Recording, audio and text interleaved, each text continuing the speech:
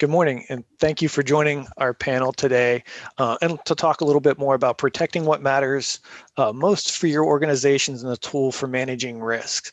Before we get started with the panel, I wanted to take a moment to thank C-Forum for allowing us to participate in today's panel. And for those of you that aren't familiar with C-Forum is a forum that it was started from the NIST Cybersecurity Framework workshops, and it was an online community that helps enable the continued communications that those workshops started. It's a free online forum that's available to any security practitioner or implementer to understand just best practices in cybersecurity and share in the dialogue there. And the forum is available at cyber.securityframework.org. Okay, now, without further ado, let's get on to the panel. I'd like to take a moment to introduce our panelists. Up first, we have Greg Witt. Greg Witt is a senior security engineer with Huntington Ingalls Industry. Greg started his cybersecurity experience in the workforce in 1993 and has spent most of his time working with both government and commercial organizations improving their cybersecurity program. Greg most notably has spent 15 years supporting NIST in the development of cybersecurity standards, guidelines, and most notably the cybersecurity framework. Greg also works with ISACA and teaches several of the certification programs there and brings a unique perspective from both his NIST experience and from working with ISACA to the panel today. Up next, we have John Manchester.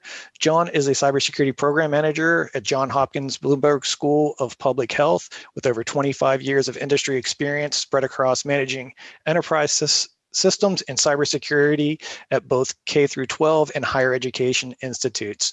Most notably, and most recently, John's been working to help build a security program aligned to FISMA requirements, as well as improving cyber maturity within his organization using with ISACA's CMMI cyber maturity platform.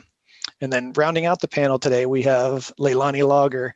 Leilani is a cybersecurity consultant with over 20 years of experience. She's a former CISO, or Chief Information Security Officer at the University of Chicago, and Ren ISAC board member. Most recently, Leilani has been working with Northeastern University in Boston and helping them with their CMMC, or Cybersecurity Maturity Model Certification Compliance Initiatives. And she brings a unique perspective on risk management for us today in how to combine business risk objectives or with compliance objectives.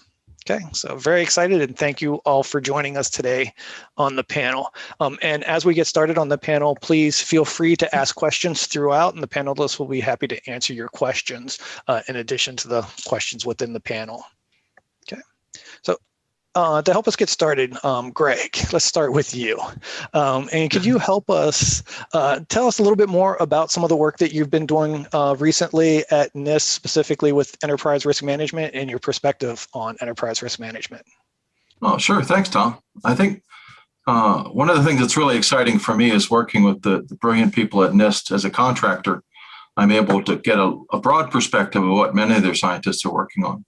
And while the NIST team has been really working for decades on an enterprise-based approach, over the last, I guess, maybe 5 to 10 years, the people who've been applying those models have really been kind of focusing at the system level more.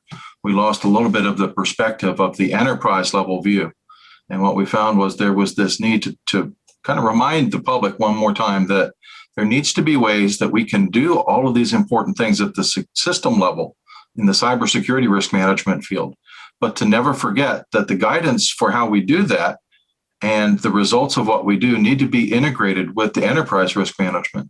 So we've been working on a NIST interagency report called NIST IR 8286, and it's all about how to integrate cybersecurity risk management with enterprise risk management. And it goes through a workflow to understand how we start with an understanding of what's important to the organization. Some of the NIST special publications have really focused on that over the years, but it's just a reminder that the risk appetite, risk tolerance, risk direction needs to be part of an enterprise strategy. And then we want to try to take an understanding of that and bring it back through recording our results, for example, in a risk register, and making sure that those are well communicated. So really just focusing on improving the way we measure and report and communicate about risk at all the levels of the organization. Greg, there's some great points about that, and I can't tell you how much I appreciate that there's guidance like that out there. There's been times in my career, like early on, when you kind of think that you know it all, and you're just going to try and develop your own program based on your own expertise. But having guidance that's really developed by experts in a collaborative process is helpful. And I think that our roles as cybersecurity professionals is to help with that focus, like you said, about taking a bigger focus on the overall picture, of helping to do that and kind of interpreting the guidance that is developed by NIST and other similar organizations, and understanding it and then translating the essence of that guidance to and sharing that information with the business leaders and stakeholders in our own organizations. Do you have any thoughts about this, Leilani? Yes. So I think the enterprise risk management process is really important to educating the board and also the other leaders of an organization. So I think it's important that cybersecurity doesn't appear as a line item in the risk register, and that it's really integrated into all of the areas of the business. And this may require that the security risk management leaders work with the other leaders to, identify the areas of cybersecurity risk in their own organizations so that it's integrated into that enterprise risk management process. And I think that 82, 86 tools that Greg has been working on are really important tools here. Oh, thank you. Excellent. Well, with that, we understand just understanding risk within the organization, taking it to enterprise level to make sure that cybersecurity principles are understood or important, as we mentioned, so that it's not just a line item in your risk register. So with that, and maybe John, you can help us understand, how do you translate cybersecurity risks into business risks for your stakeholders? Yeah, so we talked a little bit about what matters most, and I think it's a very subjective term, because what matters most to different stakeholders are going to be different, and there's a tendency to sometimes focus on what matters most to you as the most important thing, and on the flip side of that, we often recognize that business leaders and other stakeholders have a different perspective, and what matters most to them is different, and I think sometimes we can be tempted to fill that gap with our own understanding of what we think matters most to them, and then building a program based on that. But I think that we need to instead kind of engage with our stakeholders and business leaders and understand from them what matters most to them from their perspective. And then we have a better, you're starting off the conversation and engaging your stakeholders in a way that can, lead to a better partnership. And you can allow them to understand the risks and the threats that are out there that they might not understand. And we can understand their perspective of what matters most to them and kind of merge that together into a much richer cybersecurity program. That's a really great point, John. The education component, board education is becoming increasingly important. And this really applies across the board to, even the leadership in an enterprise. But educating everybody in, how to evaluate risk and how to have, some common terms around addressing risk and risk mitigation. That education component allows people to use the expertise they have in their own field and apply it to this risk discussion, which is really key, I think. So having board education sessions with your board, especially if it's a large board, maybe with your audit committee, and as well as with your various leadership groups across campus and governance groups. Well, I think that point about, what matters most, I think both of you really highlighted the fact that, when I came into security in the early 90s, I came in as a networking guy who was ready to just throw buzzwords and technical stuff at it. And one of my mentors, Kim Jones, just kept drilling into me, speak the language of business. Don't come in here talking about ports and protocols. Definitely have to do that with my security colleagues, but when we're talking with our business colleagues, we need to understand, what they think matters most and how we can make sure we're enabling. One of the lessons I learned the hard way was that, being one of those security practitioners, for a long time, it seemed like our job was to say no. We were the no police. And as we worked with our stakeholders and as they helped us to understand, and it's a model that we've used in the ISACA COBIT model too, not that they're the only ones that do it, but it just reminded us that, we're here to add value to the organization. We're an enabling function. Security makes it possible for us to do even remote conferences like the one we're having today. So we need to learn how to say yes, and here's a way to do it securely, rather than no, there's no way to do it securely. So really focusing on the business, focusing on those business goals and priorities made it possible for us in the security side of things to be an enabler, to be contributing to the bottom line of the organization instead of draining from it. That's a great point. It's, and in terms of getting people involved in that process, your governance model is also, really important function. You want to get have your risk discussions deep and wide in your organization. So you want to have your governance groups set up so that you've got people who are very close to the work, because they're also very good at identifying the risks, insider threats or, just business process risk, and having that depth and breadth in your governance process allows you to, really integrate into the business and understand and get your message, across and get people actively involved in evaluating risk. Oh, very good comments. And actually, just to kind of reinforce, I completely agree with everybody, with understanding what matters most and understanding those stakeholder goals and needs. And I think it's ISACA, right? They call it the goals cascade, right? Being able to take those stakeholders' inputs, understanding, and then as John mentioned, translating it into something that's real so that we understand what are the risks, and not necessarily what do I think of the risks of the organization, but what do the executive, what do the business leaders think the risk is to their organization? So with that, Leilani, I think you're probably in a unique situation, right? We've been talking about how important it is to understand business risk, understand stakeholder goals, but you also are challenged with trying to align those with compliance requirements, right? Where in this case, the federal government, DoD, is coming in and telling you some of the expectations that you have to meet, in addition to mainly maintaining the business operations. So how do you align business risks while meeting those compliance goals together? That is a really, it's been a really interesting challenge because the, compliance can really feel like, checking the boxes at times, and it can,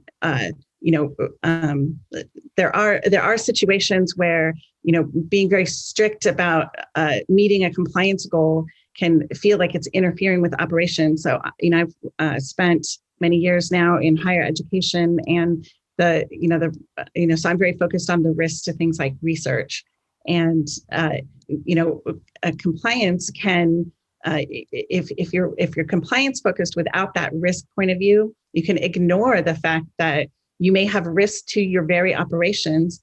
In the case of higher education, maybe it's research. Another organization that could be other, critical operations of the organization, and you want to be sure that that component is also, taken into account when you're evaluating, the risk, your total risk goals. And so I have definitely seen, and in this project with CMMC, I've definitely seen situations where, there was some concern that the compliance would goals were onerous, or that the requirements were onerous and would slow down the research. And there really isn't a better time than now with COVID. If we think about this, where would we be if research was slowed down and we didn't have the technology we have today to create the vaccines that we have, right? So other important, we're doing research, across so many, important academic subjects. But it's important to think about what are you trying to accomplish? What is this, and what is this control trying to accomplish? And taking into account the business operations. But compliance is also an enabler in the sense that there are some technical controls or policy controls that you may not have an opportunity to get move forward in your organization without compliance. And so it's an opportunity to move those things forward. You've got there are obvious risks with not being compliant, financial, public relations, et cetera, reputational risks. So those are goals that can help you as well. So Leilani, just listening to you talk about it kind of drives home the point about how complicated the whole landscape is. Not to date myself, but I remember a time, and if you had a good antivirus software and a rudimentary firewall, you effectively had a cybersecurity program. But it's so much more complicated today. And looking at that intersection between risk and compliance, it's almost like looking at a Venn diagram. And different stakeholders will look at just their own circles. And sometimes it's tempting just to focus on the intersection of those and figure, well, that's the low-hanging fruit. But the reality is that we have to look at all of the circles. But I think we're the people who sit in the middle of that Venn diagram, just based on the fact that Tom is asking us the question about it, and reach out to those stakeholders who are in each of those individual circles and understand from them where they're coming from, but also explain to them the risks and the requirements of addressing the needs for the other circles. One of the things that I work closely with our institutional review board and researchers who are very much focused on protecting data regarding human subjects and human subjects research and data about human subjects. But may not necessarily be focused on the overall protection of data. And there's other components to their data, institutional intellectual property, for example, and they don't always look at all of the different aspects, like the triad of security that we talk about. And there's been situations where people will talk about the storage system that they're using to keep their data, and they'll have all of the security pieces in place. And then I'll ask them a question. Well, what if somebody just walks in here and picks up that device and walks out of here with it? And they're horrified at the thought of it. But it's our job to think about all of those risks and all of the pieces of the circles in the Venn diagram and work with stakeholders on addressing all of it, which is difficult. It's a complicated environment. Right. Or they don't think about the data. They think about where the data is stored, but not how it's transmitted or, exactly. Put into the system or taken out or processed. So that's a good one.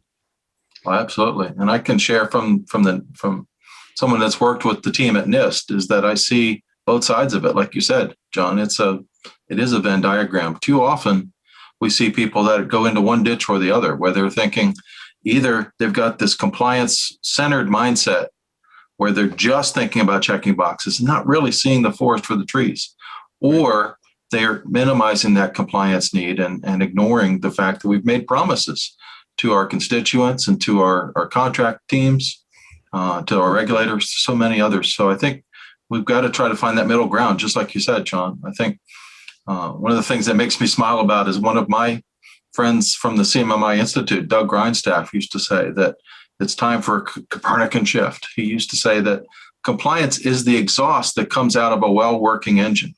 If we're doing the right things in the right way with the right tools and the right processes, then compliance will be something that just naturally comes out of that good working system. Whereas if we're chasing compliance, we can end up going down the wrong trail. So I think it's absolutely critical. And yet, as we've seen, NIST recently updated our special publication 853, our control catalog, with a reminder that these things need to be done as part of a holistic way to treat an agency or enterprise system. And we should be doing good things with good controls and good plans and good monitoring. And by the way, we should also review to make sure that those controls are in place and effective and efficient. So we've got to make sure that compliance is there, but it needs to be an outcome and not the end only goal. That's a great outlook, Greg. Completely agree. I like that. Right, compliance should be the exhaust of your cybersecurity program and managing risk appropriately. So, with that, Greg, let's come back to you with that and say, from your experience in working with NIST and specifically on the NIST 8286 for enterprise risk management, can you help us understand a little bit more on how organizations can integrate cybersecurity risks into their enterprise risk management framework, vice just thinking of cybersecurity as the risk itself? Sure. Well, I think, and it goes back to exactly what John and Leilani had mentioned before about understanding what matters most. I just worked with a customer who had become accustomed to just running scans, and they were, they're running the scans all the time. They're getting data in. Stuff was going into their security integration tools, and yet they weren't really understanding what their key stakeholders expected. What is it that matters most to their organization? How can they enable innovation? If you think about what Leilani was just saying about that research, how do we enable the secure and available and reliable and privacy-related research that needs to happen? How can we make those things happen in a way that is secure and aligns with the organization's management model? So it really comes back to understanding, first of all, what are the expectations of our leadership? What are the mission objectives for our organization? And that goals cascade that you mentioned, Tom. How do we take what the company or the organization or the agency or the university or whoever it might be, how do we take those needs and translate those into business goals? How do we turn those business goals into technical security opportunities? And then how do we turn those into things that we can measure? How do we determine how to measure whether we're achieving the risk appetite goals? How do we understand how to interpret that risk tolerance at the organizational level, maybe division or branch office level? How do we take those directives, translate those into something that means something for me? And then we can build our security plans and shared controls and shared processes. Then we can start to build those around it. The best part is then we can start to understand how those results are enabling the organization to be successful, how we're contributing to avoiding fines, avoiding losses, improving customer expectations, how we're meeting those needs. So by turning those risk, things that we have to do into opportunities, and especially looking at positive risk, trying to understand how can we enable positive things besides going after chasing those negative risks that can really be an enabler for the organization. And I think to that point, Greg, chasing those negative risks, I think that's the motivator for a lot of organizations in the work that they have done up until this point.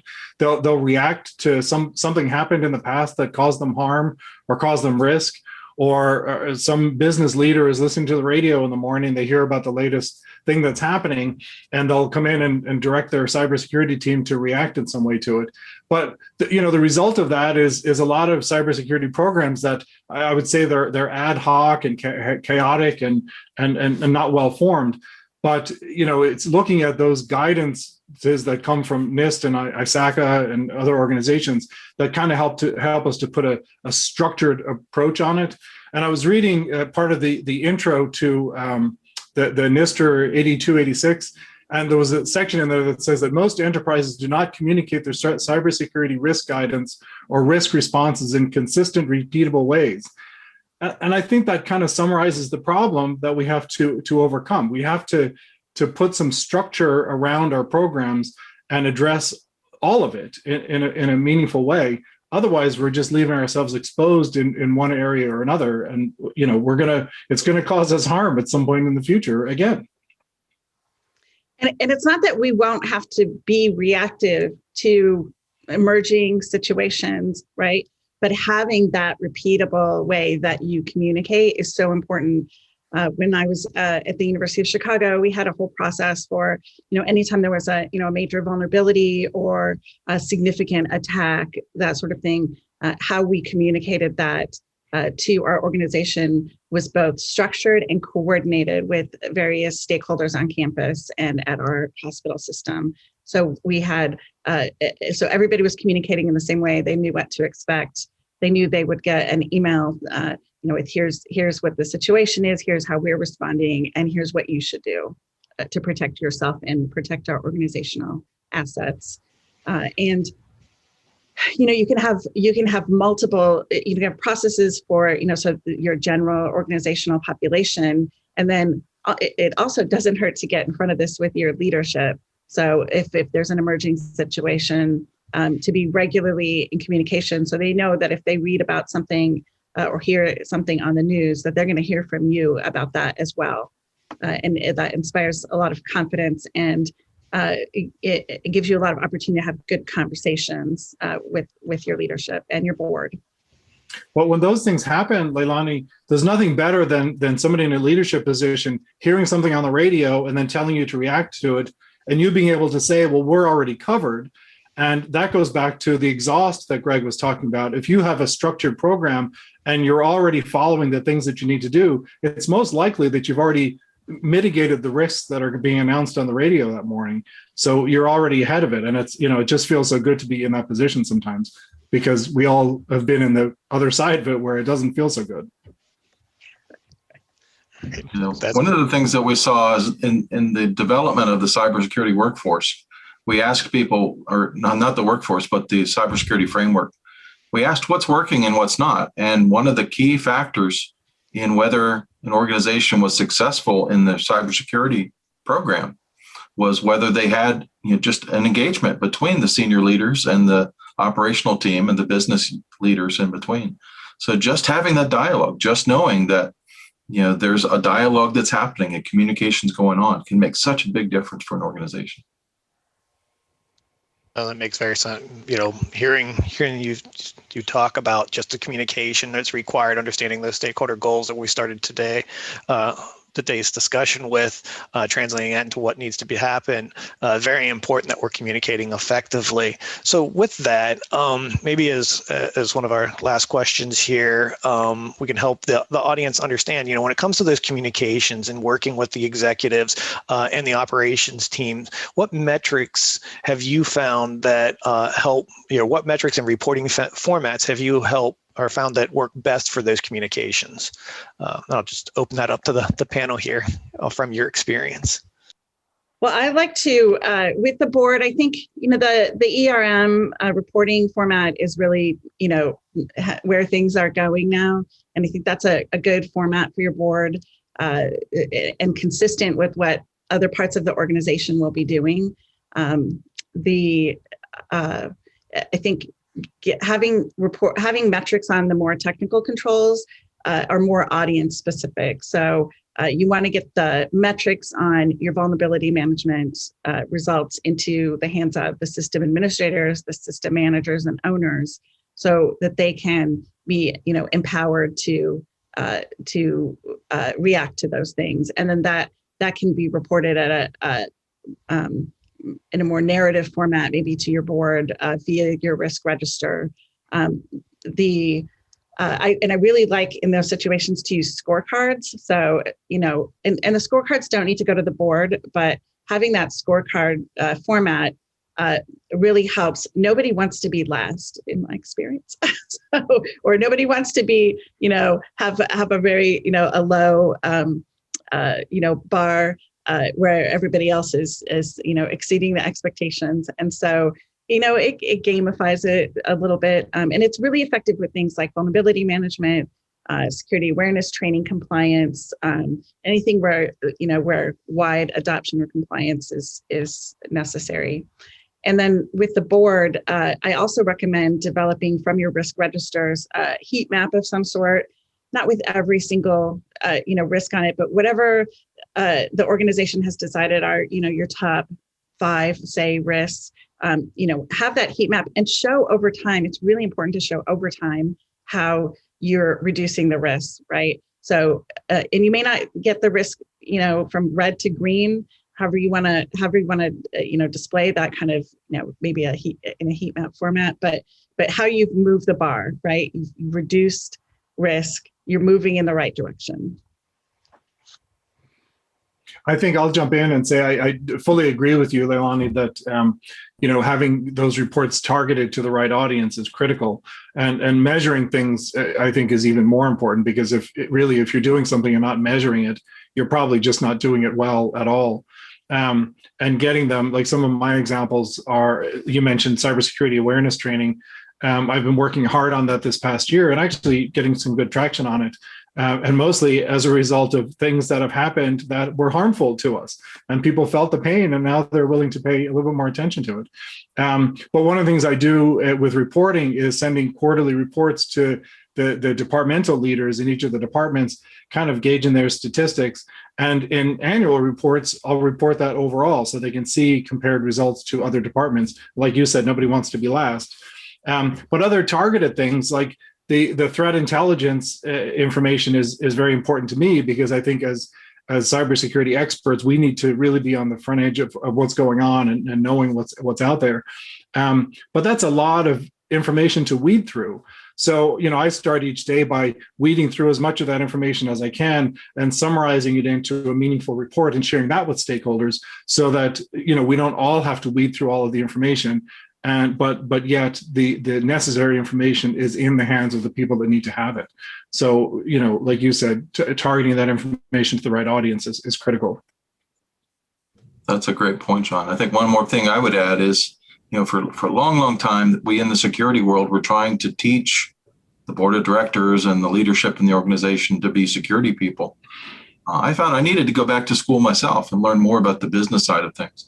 I needed to understand what's the impact of these cybersecurity things on operating expenses and capital expenses. And I got an inside view into my company's SEC filings and how we had to describe risk factors that could have a bearing on even our share prices. So I needed to go back myself and understand what metrics and measures would really be meaningful to people who are used to being in that side of the world. And it really changed how I look at key performance indicators and risk indicators. It's not that, they're significantly different, but the way I frame them and the way I communicate with those stakeholders changed based on my better understanding of what they do from the business perspective. I love that point, Greg, about understanding or about re-educating ourselves about what's important to them, because both Leilani and I have mentioned cybersecurity awareness is us trying to educate other people and getting them to understand what's important to us. So that's a great point, that we need to really understand what's important to them and educate ourselves in knowing more about it. So that's a good takeaway for me from this. Excellent. No, I agree. I think, every organization is different. All risks are different. Being able to understand those communications, being able to translate it back into terms that make sense for your specific organization are very, very key. And learning from your business will help enable you to have those messages so that those conversations, so that those messages are clearly understood. And the specific risks within a cybersecurity program, or the specific risks to the business that the cybersecurity program can help address, are considered and improved upon. So with that, I wanted to thank each of you for joining us today on the panel, and ask that you stick around for a little bit, for a few moments more, and we'll take questions or additional questions from any of the audience today. And thank you. Sure thing. Thanks, Tom. Thanks for the opportunity to be with you.